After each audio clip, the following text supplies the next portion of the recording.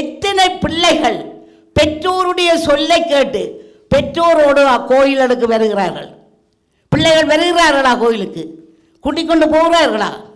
இல்லை. ஒரு தாய் தந்தையரை கடைசி காலத்தில், அவர்களுடைய இறுதி காலத்தில், அவருடைய இயலாமையின் காலத்தில் எத்தனை பிள்ளைகள் பெற்றாரை வைத்து வீட்டிலே பார்க்கிறார்கள்.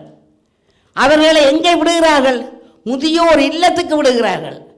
முதியோர் இல்லத்துக்கு அவர்கள் காசு கொடுக்கிறார்களோ இல்லையோ, அரசாங்கம் கொடுக்குற காசை வைத்து அதனை முடிக்கிறார்கள். இதெல்லாம் எங்களுடைய கலாச்சாரத்தில் கூறப்பட்ட விஷயங்களா?